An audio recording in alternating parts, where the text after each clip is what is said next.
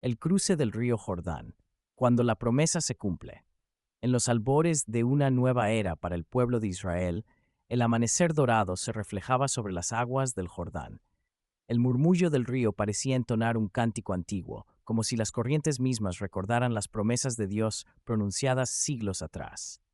Frente a esa corriente, el pueblo de Israel se encontraba en el umbral de su destino, cruzar hacia la tierra prometida.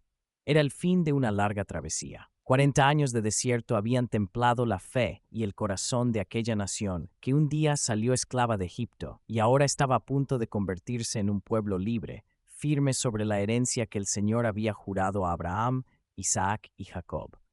La generación que había visto abrirse el Mar Rojo ya no existía. Solo dos hombres de aquella época permanecían vivos para ver la culminación de la promesa, Josué y Caleb, ambos testigos de la fidelidad de Dios, ambos portadores de una fe que no se había marchitado con los años. El liderazgo había pasado de las manos de Moisés a las de Josué, hijo de Nun, siervo fiel y hombre de valor. Había aprendido bajo la sombra del gran legislador, había escuchado la voz de Dios desde su juventud y ahora el manto de la responsabilidad caía sobre sus hombros. Dios mismo le había dicho: Mi siervo Moisés ha muerto. Levántate, pues, y pasa este Jordán, tú y todo este pueblo, a la tierra que yo les doy. Con esas palabras comenzó una nueva etapa en la historia de Israel. El río Jordán, frontera de fe. El Jordán no era un simple curso de agua, era la frontera que separaba el pasado del futuro, la esclavitud de la libertad, la promesa de su cumplimiento. En tiempos antiguos, el Jordán era un río imponente, con orillas cubiertas de cañas y sauces, su caudal crecido durante la época de la siega por las lluvias y el deshielo de las montañas del Líbano. Cruzarlo en esa temporada era una hazaña imposible. Y sin embargo, fue precisamente en ese tiempo, cuando el río se desbordaba sobre sus riberas, que Dios escogió actuar. Porque las promesas divinas no se cumplen cuando el camino es fácil, sino cuando la fe debe abrir paso donde la lógica no puede hacerlo. El campamento de Israel se extendía en Sittim, en la llanura del Jordán, mirando hacia la fortificada ciudad de Jericó, símbolo del primer desafío. Josué envió 2 espías para reconocer la tierra, y ellos regresaron con la noticia de que el corazón de los habitantes se derretía de temor. Era la señal de que el tiempo había llegado. Entonces Josué se levantó muy de mañana y ordenó al pueblo prepararse.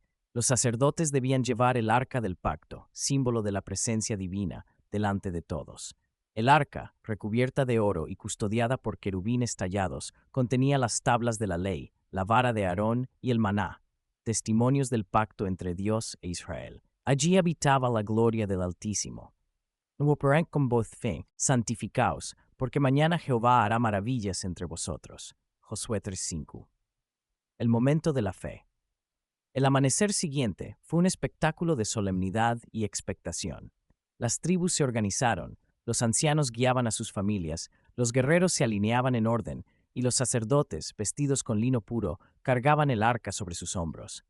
El rumor del agua llenaba el aire mientras la multitud miraba en silencio hacia el Jordán que rugía con fuerza. Era un momento decisivo.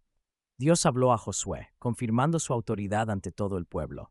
Hoy comenzaré a engrandecerte delante de los ojos de todo Israel, para que sepan que como estuve con Moisés, así estaré contigo. Josué, Tete. El líder transmitió las instrucciones divinas. Los sacerdotes que llevaban el arca debían avanzar hacia el río y detenerse en el borde del agua. El pueblo debía seguirlos, pero manteniendo una distancia respetuosa, porque nunca antes habían pasado por ese camino. Era un acto de reverencia ante la presencia de Dios. Los sacerdotes descendieron por la orilla lodosa y avanzaron hacia el agua. En el instante en que sus pies tocaron el borde del río, algo milagroso comenzó a suceder. Las corrientes, que hasta ese momento fluían impetuosas desde el norte, se detuvieron en seco. Las aguas se amontonaron muy lejos, en la ciudad de Adán, mientras el cauce que descendía hacia el mar del Arabá se secó por completo. El lecho del Jordán quedó expuesto, y ante la mirada asombrada de más de 600,000 almas, el camino hacia Canaán quedó abierto. El viento parecía contener su aliento, y el silencio reverente envolvió al pueblo mientras cruzaban. Las pisadas levantaban polvo seco sobre el fondo del río. A cada paso, Israel recordaba el poder que un día había abierto el Mar Rojo. Dios volvía a manifestarse, sellando su promesa con un nuevo milagro, el paso del pueblo elegido. Durante todo el cruce, los sacerdotes permanecieron firmes en medio del lecho seco, sosteniendo el arca del pacto. No dieron un solo paso hasta que el último israelita hubo cruzado al otro lado. Era una imagen majestuosa. Los representantes de la presencia divina inmóviles, mientras el pueblo pasaba bajo la mirada de su Dios protector. Josué había dado órdenes a 12 hombres, uno de cada tribu, para que recogieran 12 piedras del lugar donde los sacerdotes estaban de pie. Esas piedras serían tomadas como testimonio, como memorial perpetuo de la fidelidad de Dios. Cuando el último hombre cruzó, Josué erigió allí mismo un altar con otras 12 piedras dentro del cauce del río, que el agua cubriría nuevamente, pero que permanecerían como testimonio invisible del milagro. Solo cuando todos estuvieron a salvo, Josué ordenó a los sacerdotes salir del río, y al instante en que sus pies tocaron tierra firme, las aguas del Jordán volvieron a fluir con su fuerza habitual, llenando el cauce como antes. La maravilla había concluido, pero su significado apenas comenzaba a revelarse. Gilgal, el memorial del pacto. El pueblo acampó en Gilgal, al oriente de Jericó. Allí colocaron las 12 piedras que habían traído, y Josué dijo a las generaciones futuras: Cuando vuestros hijos pregunten mañana, ¿qué significan estas piedras?, responderéis: las aguas del Jordán fueron divididas delante del arca del pacto de Jehová. Cuando cruzó Israel, las aguas del Jordán se separaron. Estas piedras serán un memorial perpetuo para los hijos de Israel. Gilgal se convirtió en el primer campamento del pueblo en la tierra prometida, símbolo del nuevo comienzo. Allí celebraron la Pascua, allí cesó el maná del cielo y comenzaron a comer del fruto de la tierra. Era el fin de la travesía y el inicio de la herencia. El nombre Gilgal significa remover o rodar, porque Dios había removido el oprobio de Egipto de sobre ellos. El pasado quedaba atrás, una nueva identidad comenzaba.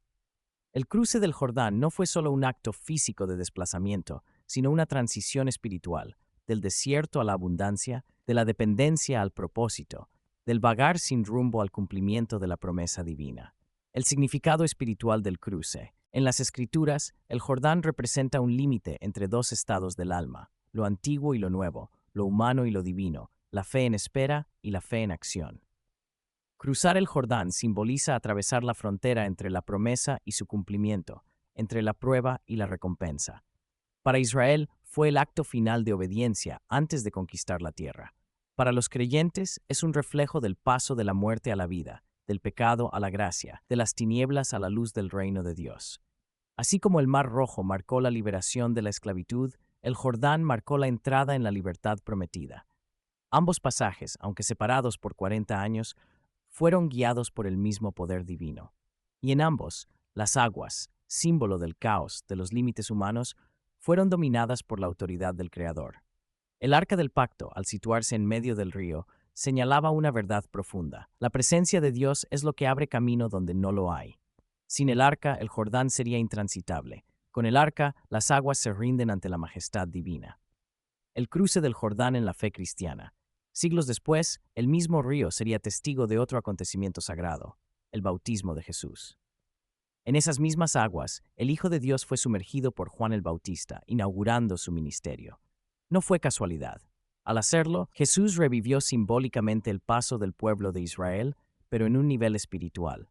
El Jordán se convirtió en el umbral entre el viejo pacto y el nuevo. El Jordán, por tanto, no solo pertenece al pasado de Israel, sino a la historia eterna de la salvación. En él, las promesas de Dios se revelan como ciclos de renovación. Cruzar el Jordán es morir al desierto interior y resucitar en la tierra de la plenitud espiritual. Reflexión final. El río que divide y une cada generación tiene su Jordán que cruzar. No siempre son ríos de agua, sino desafíos, miedos, decisiones o momentos en los que la fe es puesta a prueba. La lección del relato bíblico es clara. Las aguas no se abren hasta que los pies del creyente tocan el borde. El milagro ocurre después del paso de fe, no antes. Josué y su pueblo nos enseñan que la obediencia precede al poder y la santidad precede al milagro, que Dios no pide fuerza, sino confianza, que los ríos de la vida no se cruzan con estrategias humanas, sino con un corazón rendido a su voluntad. Cuando las aguas del Jordán se detuvieron, el cielo proclamó una verdad eterna, que ningún obstáculo puede resistir al propósito de Dios, que las promesas, por antiguas que sean, se cumplen en el tiempo preciso, que las corrientes más fuertes se detienen ante los pies de aquellos que caminan por fe.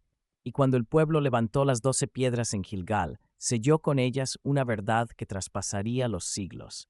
El Dios que abrió el mar rojo es el mismo que detuvo el Jordán. El Dios que liberó a los esclavos es el mismo que entrega la herencia.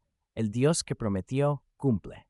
Así, entre el eco del agua y la voz del viento, el Jordán se convirtió en testigo eterno de la fidelidad divina, del poder de la fe y del principio de una nueva historia. El pueblo de Dios cruzó y la tierra prometida se abrió ante ellos como un amanecer que no tendría ocaso.